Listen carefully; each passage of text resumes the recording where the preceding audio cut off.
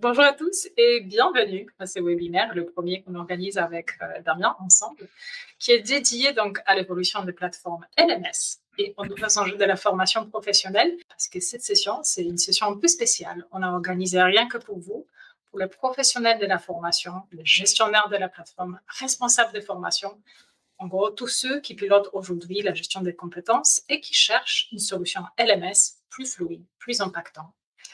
Et l'objectif aujourd'hui, c'est donc pas seulement vous montrer qu'est-ce que c'est Adobe Learning Manager avec Damien, qui va faire une petite démo, mais c'est aussi vous aider à prendre un petit peu de recul et d'identifier les limites que vous rencontrez aujourd'hui avec votre plateforme LMS actuelle et comprendre ce que vous pouvez attendre aujourd'hui d'une plateforme moderne. Donc, ce webinaire vous est proposé aujourd'hui par Liadis. Certains d'entre vous nous connaissent déjà. C'est une agence de digital learning, experte création de contenu des formations e-learning et partenaire des transformations digitales des entreprises. Aujourd'hui, nous sommes là avec Damien. Comment ça va, Damien, aujourd'hui? Mais ça va très très Ça va bien, bien. bonjour.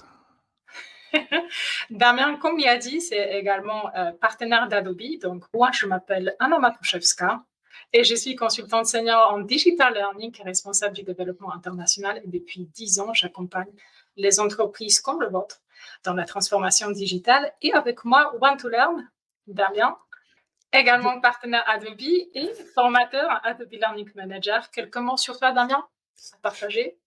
Ben écoute, en fait, voilà, ce qui m'a amené à Learning Manager, c'est que j'ai eu l'occasion d'écrire un livre sur Learning Manager, qui est actuellement le seul livre sur le sujet, qui est disponible sur Amazon en anglais, etc.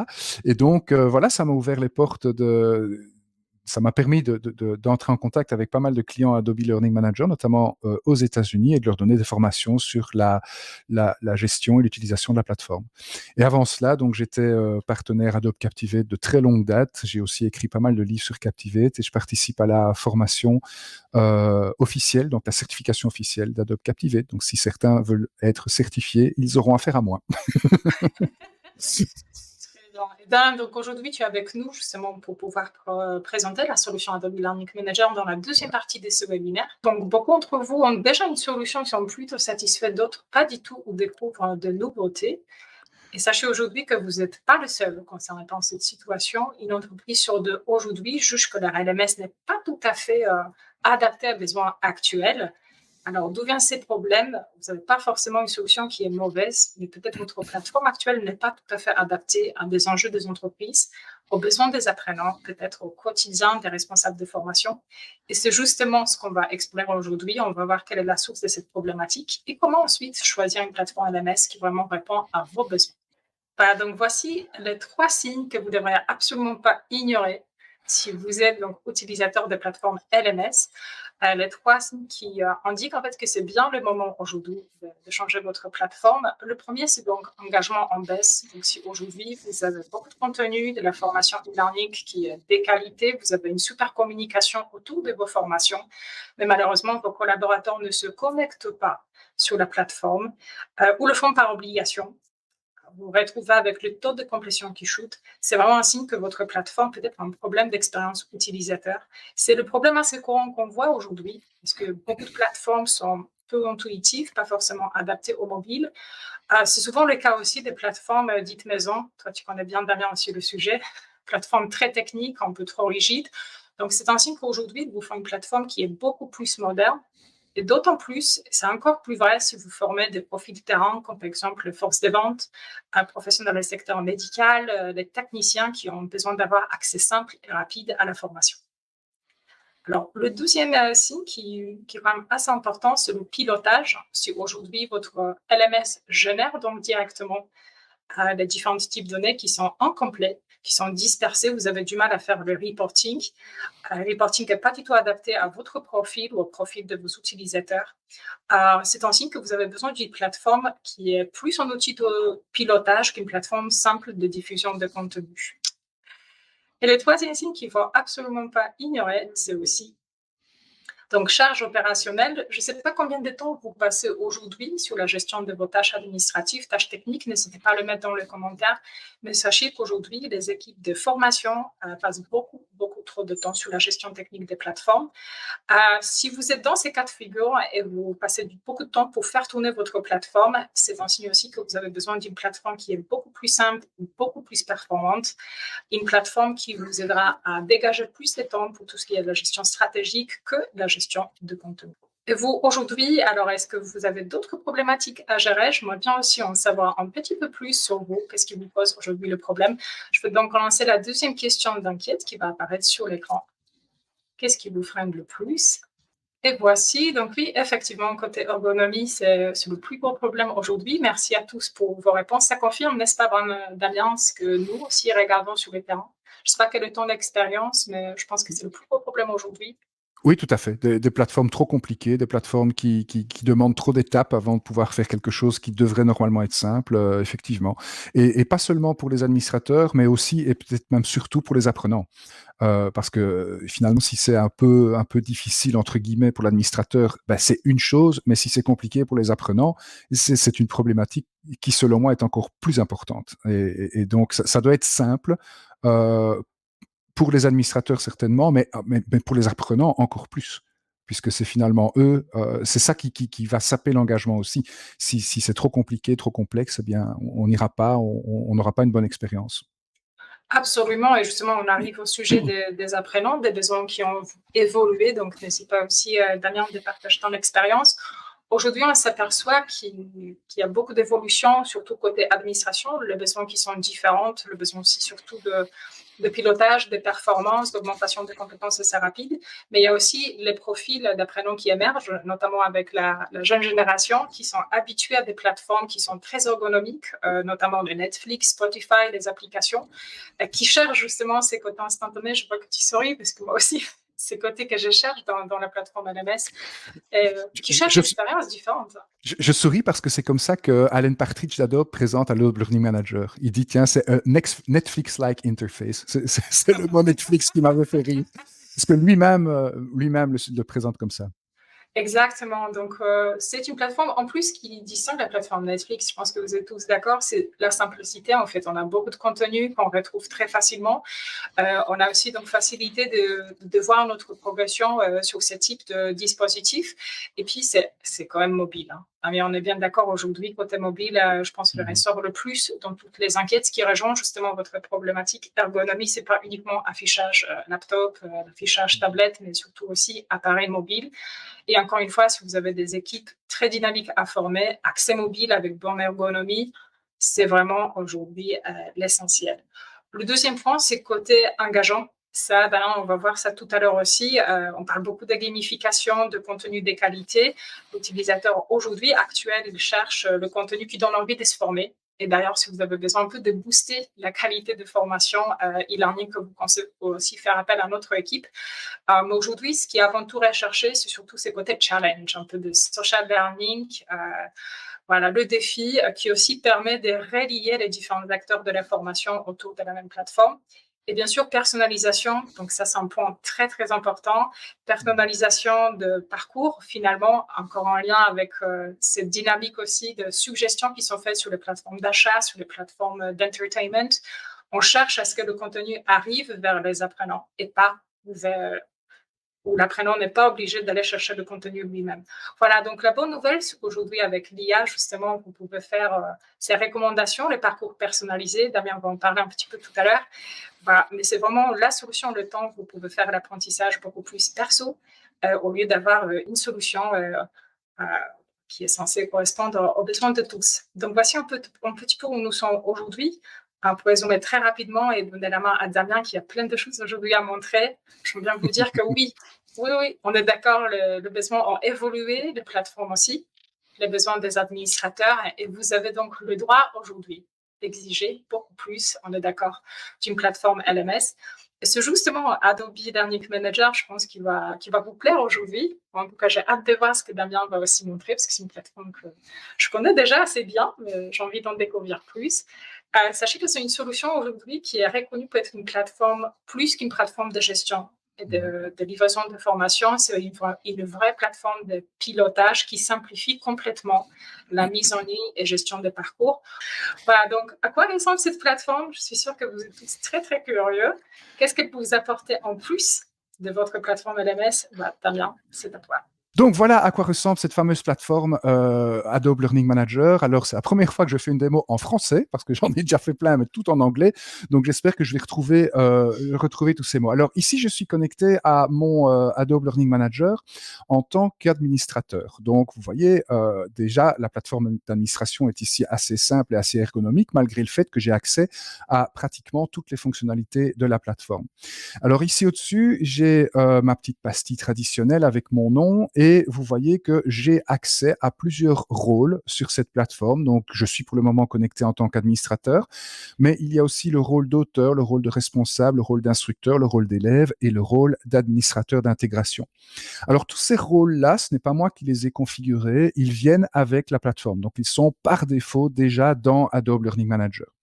Je vais très, très, très brièvement passer au dernier rôle qui se trouve ici, le rôle d'administrateur d'intégration. Vous voyez que la plateforme se recharge et donc je suis maintenant connecté en tant qu'administrateur d'intégration. Vous voyez que j'ai donc d'autres outils à ma disposition et ça, c'est très important ici au niveau de l'ergonomie d'Adobe Learning Manager, c'est qu'en fonction du rôle que vous avez, vous n'aurez accès que aux outils dont vous avez besoin. Vous ne serez donc pas pollué par d'autres outils.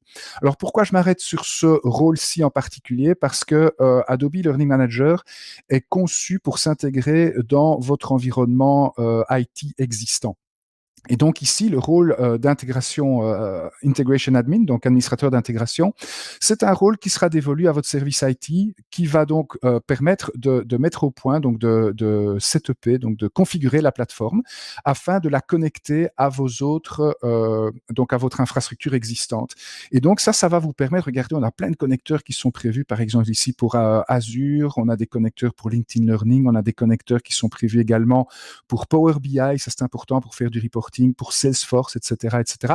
Donc, toutes ces connexions sont déjà prévues et Adobe Learning Manager donc, peut très facilement être intégré à votre environnement IT existant. Alors, je vais revenir au niveau de mon rôle d'administrateur. Donc, ça, c'est de nouveau l'écran qu'on avait au tout début de la présentation. Parce que pour qu'il y ait des activités d'apprentissage qui aient lieu sur votre LMS, il faut un LMS, mais il faut aussi deux autres choses. Il faut des apprenants et puis il faut des formations. Alors, au niveau des apprenants, eh bien, j'ai ici la gestion de mes utilisateurs. Et donc, vous voyez que j'ai uploadé ici une vingtaine d'utilisateurs dans mon compte. C'est un compte de démonstration que j'utilise pour faire mes formations. Alors, quelque chose que j'ai aussi envie de vous expliquer, c'est que ces apprenants, je ne les ai pas moi-même encodés un par un de manière manuelle. Je les ai tout simplement uploadés dans la plateforme ici en une fois et j'ai pour ça utilisé un fichier CSV, c'est-à-dire en gros un fichier Excel avec des lignes et des colonnes où j'avais simplement la liste de mes participants. D'ailleurs, voilà le fichier Excel que j'ai utilisé. Et donc, j'ai tout simplement uploadé ce fichier dans Adobe Learning Manager et automatiquement, j'ai retrouvé ici la totalité de mes participants, donc de mes utilisateurs au niveau de la plateforme.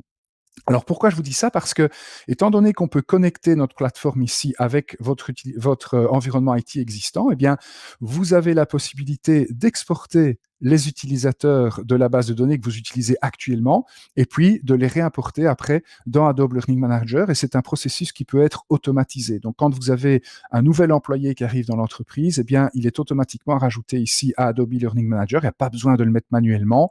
Si un employé, par exemple, change de rôle et passe d'une équipe à une autre, eh bien, ça va être reflété également ici au niveau d'Adobe Learning Manager puisqu'on va automatiquement synchroniser tout cela avec votre système de gestion RH et de gestion des utilisateurs au niveau de votre entreprise. Alors, un truc aussi que j'ai envie de vous montrer, c'est que les gens que j'ai importés, vous voyez que j'ai le nom de l'employé, son adresse email, son job title, ce qu'on appelle le profil dans Adobe Learning Manager, et puis ici, le nom de son manager. Alors, ces 4 colonnes qui sont ici, eh bien, ce sont les informations dont Adobe Learning Manager a besoin pour fonctionner.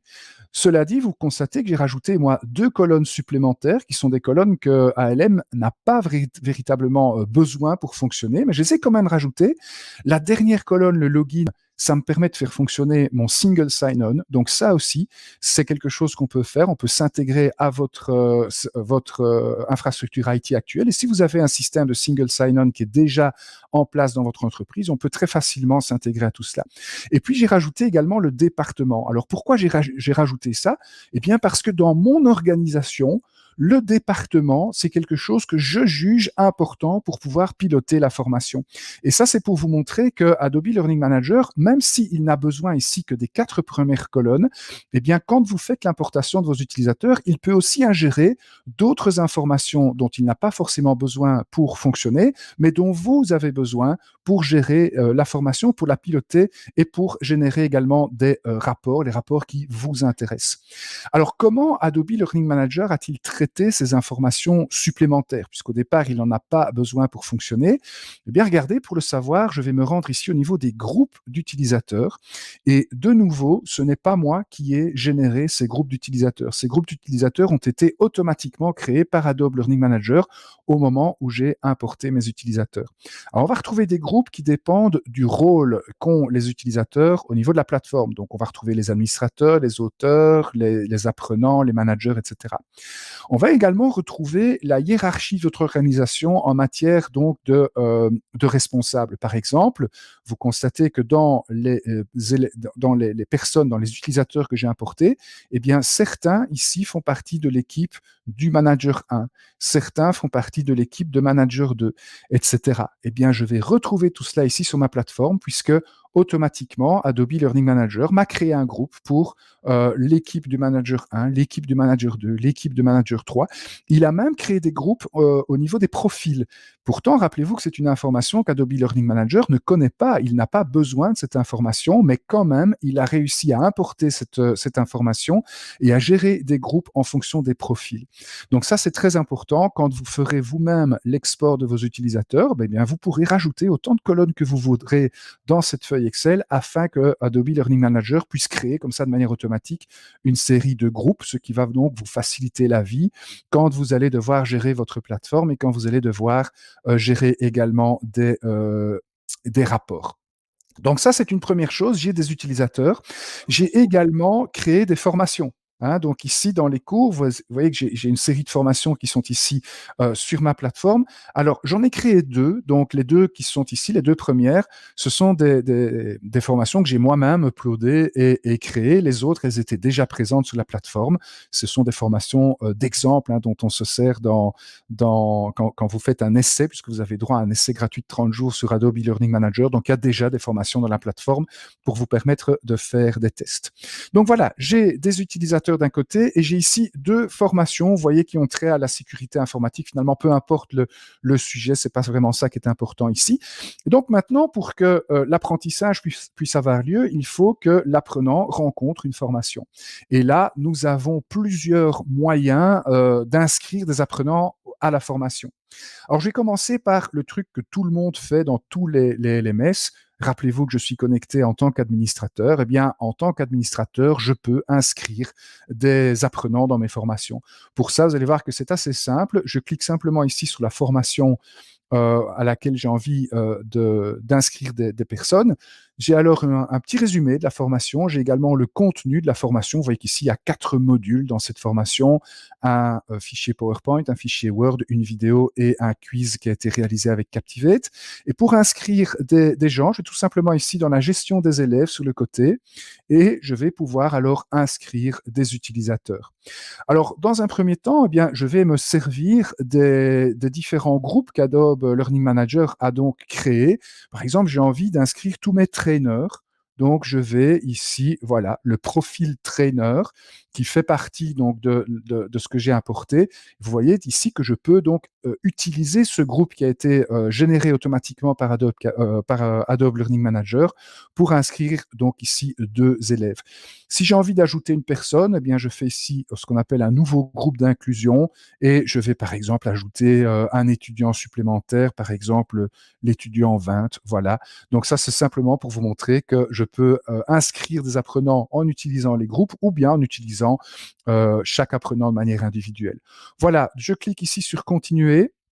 Je peux éventuellement mettre un petit commentaire sur cette procédure d'inscription. Et puis voilà, j'inscris ici une série de personnes à cette formation. Vous voyez que j'ai 3 personnes ici qui sont inscrites à cette formation grâce à cette manipulation. Alors ces personnes maintenant ont reçu un email leur disant qu'ils ont été donc inscrits à cette formation. Ils peuvent donc commencer leur formation. Alors ici, je suis connecté en tant qu'administrateur. Donc, j'ai une vue sur l'ensemble de la plateforme et sur l'ensemble des étudiants qui sont dans la plateforme. Maintenant, rappelez-vous que parmi les différentes colonnes dont Adobe Learning Manager a besoin pour fonctionner, il y a la colonne Manager, donc le nom du responsable. C'est-à-dire que nous avons donc reproduit un petit peu cette hiérarchie. Eh bien, je vais maintenant me connecter en tant que Manager 1. Et vous allez voir ce que Manager 1 peut faire avec les membres de son équipe. Donc pour cela, je vais tout simplement prendre ici un autre onglet, un onglet de navigation privée. Je vais me rendre sur la plateforme et je me connecte en tant que manager01 @one2learn.online. Voilà, je n'ai pas fait de faute d'orthographe. Je suis le spécialiste des fautes d'orthographe, donc ça m'arrive tout le temps, au moins une fois par webinaire. Alors ici, vous voyez que je suis plus chez Adobe, je suis chez moi, en fait. C'est un site que j'ai appelé knockknock.one2learn.online. C'est ma plateforme de single sign-on. Donc ici, je me connecte en tant que manager 01. Je mets mon mot de passe. Voilà, j'espère de nouveau que j'ai pas fait de faute. Ah ben voilà, j'ai fait une faute de frappe, il fallait que ça arrive. Voilà, je crois que maintenant nous y sommes. Et maintenant, voilà, je me connecte sur ma plateforme en tant que manager 01. Ici, alors comme c'est la première fois que manager 01 se connecte, il doit ici mettre en place le moteur de recommandation. Je vais juste faire la manipulation et j'y reviendrai un petit peu plus tard. Alors, vous constatez que le manager 01, quand il se connecte à Adobe Learning Manager, il n'a pas la même interface que moi. En fait, ici, cette personne est connectée en tant qu'élève. Et oui, sur Adobe Learning Manager, tout le monde est au moins élève. En fait, la plupart des gens qui auront accès à votre plateforme seront des élèves. Alors, on reviendra sur cette interface d'élève plus tard. Mais comme cette personne ici, cet utilisateur est également manager, je peux accéder à la vue responsable, à la vue spécifique des managers. Et vous allez voir que les managers ont eux aussi accès à cette interface qui leur permettent d'enrôler des gens dans un cours. Donc ici, je vais refaire la manipulation, mais cette fois en tant que manager. Donc, je vais inscrire des élèves. Et cette fois-ci, je vais inscrire... alors, qu'est-ce que j'avais prévu? Il faut que je regarde. Voilà, je vais inscrire des élèves qui sont dans le département Sales. Voilà. Donc, je prends les élèves du département Sales et vous voyez que j'inscris du coup 2 élèves. Pourtant, si je vais regarder ma liste des utilisateurs, vous voyez que j'ai ici 2 personnes dans le département Sales, mais j'en ai également 2 autres ici un petit peu plus bas. Donc, en tout, j'ai 4 personnes dans le département Sales. Pourquoi est-ce que je n'en inscris que 2? Eh bien, rappelez-vous que je suis connecté en tant que manager 1, donc je n'ai accès finalement qu'aux membres de mon équipe. Et donc ici, je n'inscris que 2 personnes parce qu'il n'y a que 2 sales dans l'équipe de manager 1. Et c'est ces 2-là que je suis en train ici d'inscrire à cette formation. Alors pourquoi je vous montre ceci? Parce que c'est pour vous montrer que, eh bien, si jamais un manager a besoin de former son équipe, il ne doit pas forcément demander à un administrateur qui va lui-même après inscrire les gens dans l'équipe, et puis l'administrateur est en vacances, et puis ça prend un petit peu de temps, etc., etc., et puis il y a une incompréhension. Ici, dans Adobe Learning Manager, vous avez les managers ont la possibilité d'accéder à une vue spécifique qui leur est réservée, et ils ont accès à certains outils d'administration et également à certains outils de reporting qui sont ici. La seule différence entre cette vue-ci et celle de l'administrateur, c'est que le manager est limité en fait aux membres de son équipe. Donc, il va pouvoir inscrire les membres de son équipe uniquement à des formations ou avoir des rapports concernant l'apprentissage des membres de son équipe uniquement, là où l'administrateur aura une vue d'ensemble sur tous les utilisateurs de la plateforme. Donc, voilà ici une deuxième manière, quelque part, d'inscrire des personnes dans des cours, c'est donc ce qu'on appelle le Manager Nominated Enrollment, donc l'inscription par le manager. Alors, je me déconnecte ici de Manager 01 parce que je vais vous montrer une troisième façon Pour ça, je vais changer de navigateur pour sinon je vais avoir des télescopages d'utilisateurs. Cette fois-ci, je vais me connecter en tant que student 1, tout simplement, donc un simple utilisateur, un simple étudiant. De nouveau, je suis redirigé vers ma plateforme de single sign-on. Voilà. Voilà. Et cette fois-ci, j'ai pas fait de faute de frappe dans le mot de passe. Youhou. Alors, je suis donc ici au niveau de la plateforme de l'élève. Donc, vous voyez que cette personne ici, il ne peut se connecter que en tant qu'élève. Alors, passons un petit peu de temps justement à voir cette plateforme de l'étudiant. Vous voyez qu'elle est très ergonomique également. Nous avons tout d'abord ici liste mon apprentissage. Donc ça, c'est le premier widget qu'on a ici. On a le tableau des scores. Ça fait partie du système de ludification. On y revient un petit peu plus tard, le calendrier, etc. Et puis, vous voyez qu'ici, dans le fond, nous avons une série de recommandations. Alors, il n'y a pas beaucoup de recommandations ici, tout simplement parce que c'est une plateforme de test avec très peu d'étudiants et très peu de cours. Il faut vous imaginer que sur une plateforme où il y a des milliers d'étudiants et des milliers de formations, eh bien, nous avons ici des recommandations en fonction des centres d'intérêt de la personne, des recommandations parce que le manager a recommandé une formation pour des personnes ou des formations ici qui sont populaires dans votre réseau, c'est-à-dire des recommandations qui sont populaires, je veux dire, par rapport au même profil que la personne qui est ici connectée. Donc, Student 1, eh bien, je ne sais plus exactement ce qu'il a comme profil, on va aller voir. Eh bien, Student 1, il est marketing spécialiste. Eh bien, il faut croire que sur la plateforme, les autres marketing spécialistes ont suivi ces cours-là et donc ils sont recommandés, sont populaires au niveau du réseau. Et toutes ces recommandations peuvent être pilotées en partie par vous, mais sont également générées par l'IA, par l'intelligence artificielle. Alors moi, ce que j'ai envie de vous montrer ici, c'est ce qu'on a également sur le côté. Vous voyez qu'on a une série de liens, accueil, mon apprentissage, et puis ici, on a le catalogue. Alors si je clique en tant que student 01 sur le catalogue, eh bien, je vais avoir accès à l'ensemble des formations auxquelles j'ai accès ici. Vous voyez qu'on a une série sur cette plateforme. On parlait de Netflix tout à l'heure, ben là, on y est. Hein. On est sur une vue à la Netflix. Alors, j'ai évidemment une série de filtres ici sur le côté pour repérer la formation que j'ai envie de suivre, par exemple en fonction de rôle, en fonction de la durée de la formation, en fonction des compétences, etc., etc. J'ai également ici au-dessus un moteur de recherche. Par exemple, si je fais une recherche, regardez, j'avais déjà fait tout à l'heure sur la sécurité, exactement comme sur Netflix, je vais avoir les formations qui répondent à ceci. Et ce moteur de recherche, de nouveau, il est en partie nourri, si vous voulez, par les métadonnées que vous allez manuellement encoder au niveau des cours quand vous créerez les cours, mais il est aussi nourri par l'intelligence artificielle qui va automatiquement faire un relevé de tout le contenu qu'il y a sur votre plateforme et qui va, en fonction de ce contenu, donc nourrir ce moteur de recherche qui fonctionne très bien, donc qui donne des résultats tout à fait intéressants. Alors ici, donc, rappelez-vous, je suis connecté en tant qu'étudiant et je trouve que cette formation a l'air intéressante. Donc, j'ai ici quelques informations sur cette formation. Je vais cliquer dessus pour, voilà, c'est pas tout à fait ce que je voulais faire, mais c'est pas grave. En fait, ici, voilà, donc je me suis inscrit à cette formation. Je vais vous montrer avec l'autre formation comment ça se passe. Donc ici, j'ai une deuxième formation. Je vais cliquer dessus pour avoir des informations sur celle-ci. Donc, j'ai ici une série d'informations sur la formation en question. Donc, ces informations ont été encodées par l'auteur de la formation. Et puis ici, vous constatez que j'ai encore une étape supplémentaire puisque je ne commence pas directement ma formation. Je peux choisir une instance de cours. Donc, apparemment, il y a une instance pour juin 2025 et une instance pour septembre 2025. Je vais sélectionner l'instance de juin et puis j'ai ici un petit résumé du contenu de cette formation.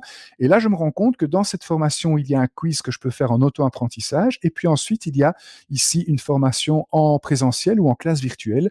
Et la particularité de ce type de module, c'est que c'est un module qui a lieu à un certain moment. Donc là où les éléments en auto-apprentissage, on peut un petit peu les voir quand on veut. Ici, le 9 juin, cette formation aura lieu. Donc le 10 juin, il sera plus possible forcément de s'y inscrire. C'est pour ça qu'on a plusieurs instances. Et je voulais vous le montrer parce que c'est quelque chose qui est souvent méconnu dans un LMS comme Adobe Learning Manager. On peut s'en servir pour faire du contenu en auto-apprentissage. On peut également s'en servir pour gérer les formations en classe présentielle ou virtuelle, puisqu'Adobe Learning Manager va avoir un système, par exemple, de gestion de listes d'attente, de gestion des inscriptions, etc. Et puis, on parlait de mobile tout à l'heure. Anna vous parlait d'applications mobiles. il y a une fonctionnalité qui est vraiment super chouette dans Adobe Learning Manager. C'est que quand vous avez une formation en classe présentielle ou virtuelle, donc Adobe Learning Manager va pouvoir vous imprimer la liste des participants à la formation en présentiel. Donc, et sur cette liste, il y a un QR code. Et bien, quand vous flashez le QR code avec l'application mobile Adobe Learning Manager, vous avez automatiquement la présence de la personne qui est donc rapportée dans le LMS au niveau de cette formation. Donc ça, c'est important. Et ça va de nouveau, d'abord, c'est rigolo, hein, on flash un QR code. Et puis, en plus de ça retire une charge administrative des formateurs ou des administrateurs qui ne doivent pas du coup manuellement aller reporter la présence des apprenants dans la formation. Alors je vais revenir ici au niveau, donc vous voyez, de ma page d'accueil, parce que maintenant que je suis inscrit à cette formation, eh bien elle apparaît ici sur ma page d'accueil. Je peux donc directement continuer cette formation. Alors cette formation, je vais revenir ici sur le premier module. Je vais également vous la montrer en tant qu'auteur. Donc, je reviens ici sur l'autre fenêtre et je vais me connecter en tant qu'auteur. Donc, le rôle d'auteur, c'est celui qui est chargé de fabriquer ces formations. Alors, au niveau d'Adobe Learning Manager, nous avons aussi une bibliothèque de contenu. Et là, vous avez tous les modules qui sont utilisés sur la plateforme dans la totalité des cours. Vous voyez qu'il y a des modules, certains modules sont des vidéos, c'est le petit triangle qu'il y a ici. D'autres modules sont des fichiers Word. On pourra avoir des fichiers PowerPoint. D'ailleurs, il y en a un là, ou des fichiers PDF. Et on a également ici des fichiers Captivate ou des packages SCORM. Alors ici, c'est un truc qui a été fait avec Captivate. Et comme on a Adobe Captivate d'un côté, Adobe Learning Manager de l'autre, on a droit à une icône spéciale Captivate. Mais bien évidemment, si vous créez votre contenu avec un autre logiciel que Captivate, ça marche aussi. Il vous suffit tout simplement d'avoir un logiciel qui est capable de générer des packages SCORM, et tous les logiciels e-learning normalement sont capables de générer ce type de pactage, et donc un pactage SCORM peut être très facilement intégré ici à Adobe Learning Manager. Donc ça, ce sont les différents modules qui sont présents sur la plateforme.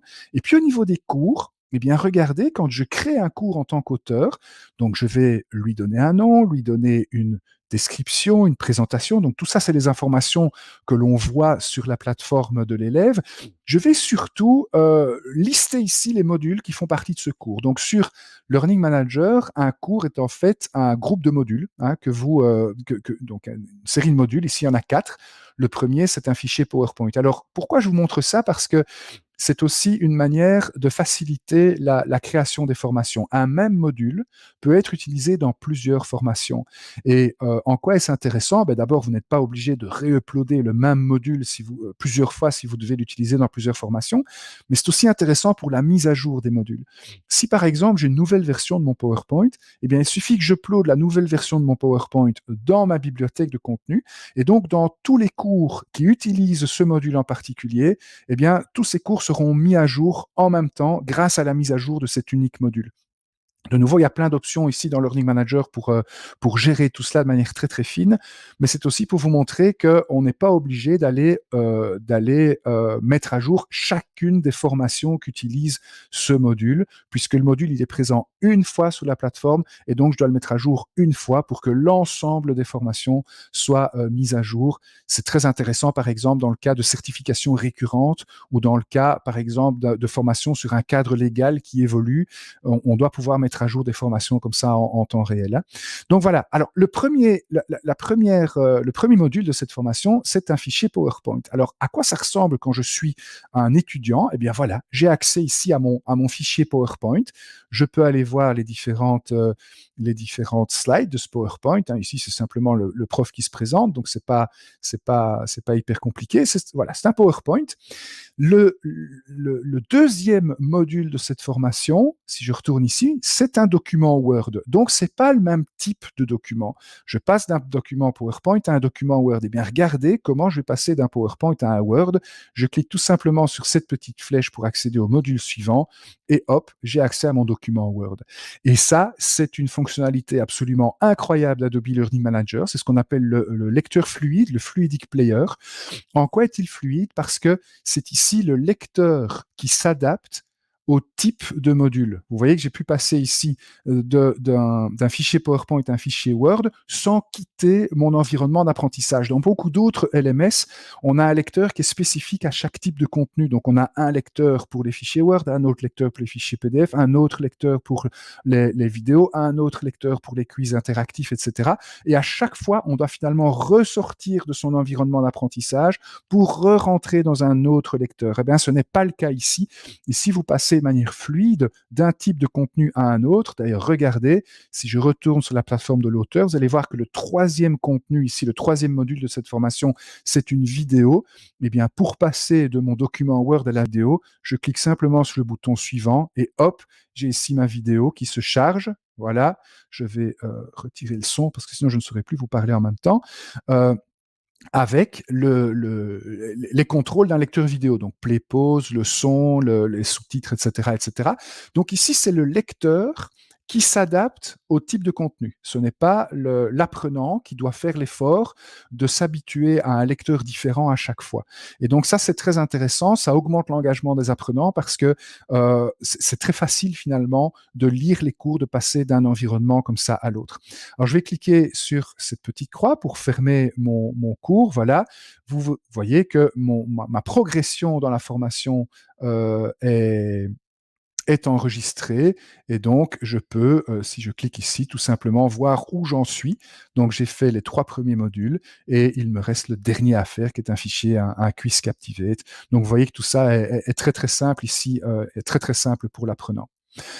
Alors, au niveau de l'inscription, donc ici à ce cours, je vous rappelle que dans la structure de ma présentation, donc on a commencé par mettre des apprenants au niveau de la plateforme, on a mis également des formations dans la plateforme, et puis il faut que ces apprenants et que cette formation se rencontrent. Et on a déjà vu 3 moyens pour qu'un apprenant finisse par suivre un cours. Ça peut être l'administrateur qui inscrit l'apprenant dans le cours. Ça peut être, par exemple, le cas pour des compliance training, hein, donc des formations obligatoires que l'entreprise doit absolument fournir à ses employés. Donc là, c'est l'administrateur qui inscrit la personne au cours. Ça peut être le manager qui inscrit la personne au cours. Rappelez-vous que c'est exactement la même procédure, mais que le manager n'a accès qu'à son équipe.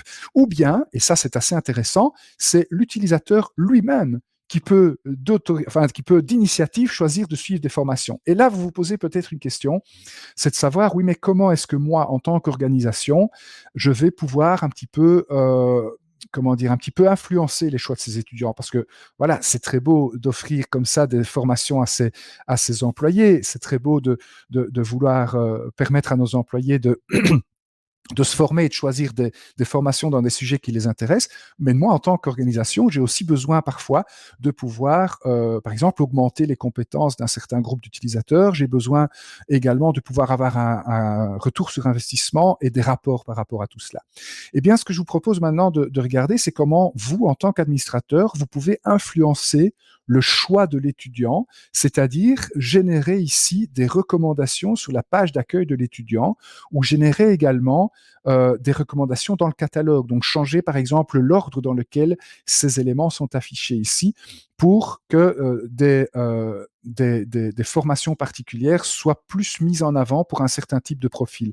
C'est ça qui va vous permettre de piloter justement l'apprentissage dans votre organisation. Alors, pour ça, un petit disclaimer avant de commencer, je vous rappelle que j'ai ici une plateforme de test. Ça veut dire que j'ai pas beaucoup de monde sur ma plateforme, j'ai pas non plus beaucoup de formations.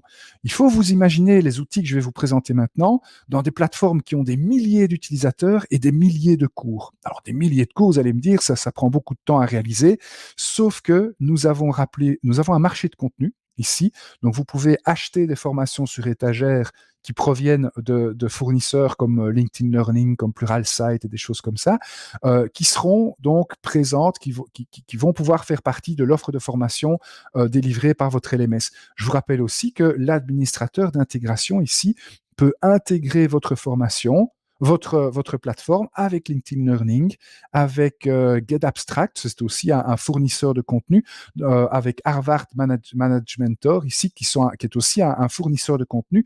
Donc, nous avons des connexions possible avec une série de fournisseurs de contenu. Et si vous avez des souscriptions auprès de ces fournisseurs de contenu, elles seront présentes dans votre LMS. Et vous aurez alors un rapport également sur l'activité de vos apprenants dans ces autres catalogues de contenu qui ne sont pas nécessairement donc créés par vous en interne. Alors, sachant tout cela, eh bien, premièrement, nous avons dans Adobe Learning Manager une notion de catalogue. Donc ici, j'ai un catalogue par défaut, c'est celui qui vient avec la plateforme. Donc toutes les formations se trouvent dans ce catalogue et vous voyez que tous les utilisateurs ont accès à ce catalogue. Mais vous pouvez également créer vos propres catalogues de formation. Donc créer un catalogue, mettre des formations dedans et donner accès uniquement à certains utilisateurs à certains catalogues. Donc c'est comme ça que vous pouvez décider que certaines personnes vont voir certaines formations et d'autres personnes vont éventuellement voir d'autres formations. Donc c'est une première façon de piloter un petit peu l'apprentissage de vos apprenants. C'est une première façon de se dire, tiens, je ne vais finalement donner accès aux formations qu'en fonction d'un profil ou en fonction d'une location géographique, en fonction d'une langue, en fonction finalement de n'importe quoi. Donc ça, c'est une première façon de piloter l'apprentissage, c'est par l'intermédiaire de catalogues. Une deuxième façon de piloter l'apprentissage, c'est par l'intermédiaire des compétences. Donc ici, nous avons un gestionnaire de compétences. Alors, vous voyez qu'il y a pas mal de compétences qui sont déjà intégrées ici, qui sont déjà présentes dans la plateforme. Pour ajouter une compétence, vous allez voir que c'est très très simple. On clique sur Ajouter. On va ajouter une compétence, et puis je vais nommer ma compétence, par exemple, je vais mettre sécurité informatique. Voilà. Alors, je peux mettre une description pour ma compétence, je peux également ajouter des niveaux. Donc, par exemple, sécurité informatique niveau 1, il faut gagner 20 crédits pour avoir cette compétence-là, et puis 20 autres crédits pour avoir le niveau 2. Voilà. Donc ici, je crée ma compétence, voilà, je l'enregistre. Elle fait partie donc de cette compétence. Et maintenant, ce que je vais pouvoir faire en tant qu'auteur, c'est quand je crée des formations, quand je crée des cours, eh bien, je vais pouvoir, regardez, je vais ici rentrer dans un des cours que j'ai créé précédemment, je vais pouvoir lier ce cours à une compétence. Par exemple, ce cours-ci, eh bien, il est lié à la compétence sécurité informatique niveau 1, et ce cours-ci va rapporter, mettons, 10 crédits. Ça veut dire que la personne qui suit ce cours aura fait la moitié du chemin pour être, entre guillemets, certifié ou pour avoir le badge de sécurité informatique niveau 1. Voilà donc une autre façon, si vous voulez, de piloter ici cet apprentissage. Voilà, je vais republier cette formation puisque maintenant je l'ai changée. Et quand je reviens au niveau de la plateforme d'administrateur et au niveau des compétences, regardez ma compétence sécurité informatique, j'ai 2 niveaux. Je vais pouvoir inscrire des élèves à cette compétence. C'est-à-dire qu'ici, je vais pouvoir ajouter des élèves, faire une recherche parmi les groupes et les élèves qui sont sur ma plateforme. Et donc, ça, c'est une façon de dire, par exemple, je voudrais que voilà, ici j'ai un groupe qui s'appelle All Learners, que tous mes employés montent en compétence sécurité informatique niveau 1. Par exemple, qu'ils apprennent à mettre des mots de passe forts, qu'ils apprennent à repérer un email de phishing, des choses comme ça. Et donc, ça veut dire que ces cours-là, donc les cours que vous allez lier à cette compétence, vont avoir une place proéminente sur la page d'accueil de l'étudiant. Donc, il faut s'imaginer que vous avez des milliers de formations, mettons 300 ou 400 formations qui sont au niveau de la sécurité informatique. Certains ont été créés en interne, d'autres proviennent par exemple de LinkedIn Learning, d'autres proviennent de Pluralsight. Eh bien, ces formations-là vont avoir une place plus importante au niveau du moteur de recommandation de l'apprenant, parce que finalement, ce qui vous importe, c'est que les apprenants montent en compétences, peu importe finalement la formation qu'ils vont suivre, du moment qu'ils montent en compétence sur ce sujet-là. Donc voilà un petit peu ici comment vous pourrez piloter, influencer le choix des étudiants. Ensuite, je vais également me dire, tiens, la sécurité informatique niveau 2, eh bien, j'aurais envie d'ajouter les gens de mon service IT, je ne sais plus comment j'ai appelé ça, informatique. Je ne sais plus comment je vais appeler, peu importe. Mais vous pourriez dire, voilà, les gens de mon service IT, eux, j'ai envie qu'ils montent en compétences sur sécurité informatique niveau 2. Par exemple, comment maintenir un parc informatique, comment gérer la sécurité de mes sites Internet et des choses comme ça. Ce sera pour votre service informatique. Et donc, voilà ici une façon également de piloter cet apprentissage, d'influencer les choix de l'utilisateur. Une autre façon, c'est le moteur de recommandation que nous avons ici. ici. Donc ici, dans mon moteur de recommandation, et vous voyez qu'il faut au moins 15 objets d'apprentissage qui doivent être mappés à chaque valeur. Moi, j'ai un compte de test, donc j'ai pas assez de formation pour que ça fonctionne. Mais vous voyez que vous pouvez ici définir des rôles. Voilà, j'ai défini une série de rôles ici, par exemple analyse de risque, collaborateur IT, manager, spécialiste marketing, etc. Et de nouveau, quand je crée des formations ou quand j'achète des catalogues de formations qui proviennent de chez LinkedIn Learning, Pluralsight ou d'autres prestataires, eh bien, je vais reprendre ici ma formation, je vais pouvoir relier ma formation, vous voyez, à une série de rôles. Par exemple, cette formation-ci, je l'ai liée au rôle de manager, au rôle de collaborateur IT, au rôle d'analyste de risque, avec différents niveaux. Alors, c'est un petit peu similaire à ce qu'on avait au niveau des compétences. La grosse différence, je vais vous la montrer maintenant, et pour ça, je vais revenir ici au niveau de la fenêtre où je suis logué en tant qu'étudiant, c'est qu'en tant qu'étudiant, je peux ici aller au niveau de la partie recommandations et je peux moi-même choisir mes centres d'intérêt. Donc, je peux moi-même dire, tiens, moi, ça m'intéresse d'étudier ce qui se passe au niveau de l'analyse de risque et je considère que j'ai un niveau intermédiaire. Eh bien, ici, donc, c'est l'étudiant qui va lui-même pouvoir choisir ses centres d'intérêt et grâce à tout cela, eh bien, au niveau de sa page d'accueil, l'intelligence artificielle va lui proposer des formations qui correspondent à ses centres d'intérêt ou qui correspondent aux compétences que vous, en tant qu'organisation, avez envie que cet apprenant apprenne, donc qui monte en compétences dans certaines compétences. Donc voilà une série d'outils ici qui vous permettent de piloter quelque peu l'apprentissage des apprenants sans pour autant les forcer quelque part à suivre un cours bien spécifique en particulier. Donc les apprenants vont quand même avoir le choix, ils vont être acteurs de leur apprentissage, ils vont être partie prenante de leur parcours d'apprentissage, mais voilà comment nous pouvons, en fonction donc d'une série de paramètres, certains influencés par vous en tant qu'administrateur, d'autres influencés par les choix de la personne, donc de l'apprenant lui-même, comment vous allez pouvoir donc gérer le moteur de recommandation ici à l'intérieur d'Adobe Learning Manager. Donc nous avons des apprenants, nous avons des formations, nous avons des moteurs de recommandation, des compétences qui nous permettent de piloter tout cela, mais on a quand même envie que nos apprenants puissent être encore un peu plus partie prenante, on a envie de susciter l'engagement de nos apprenants. Donc nous avons dans Adobe Learning Manager également une série d'outils pour cela. Donc je reviens au niveau de ma plateforme administrateur qui est là, et nous avons un moteur de ludification, donc de gamification. Vous allez voir, c'est assez simple. C'est assez rigolo aussi.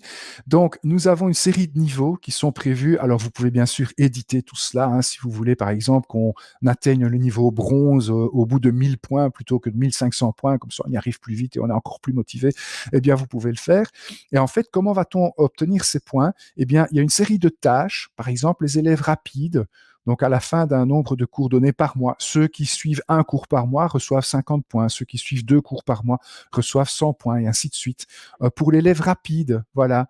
Pour l'élève en auto-apprentissage, donc les gens qui s'inscrivent à des cours sont récompensés par des points qu'on va leur donner. Voilà, donc il y a toute une série d'événements sur la plateforme qui vont pouvoir générer des points. Et vous pouvez, en tant qu'administrateur, donc activer certaines parties, voilà, et vous pouvez également éditer, changer le nombre de points ou le nombre ici de jours qu'il faut pour obtenir un certain nombre de points.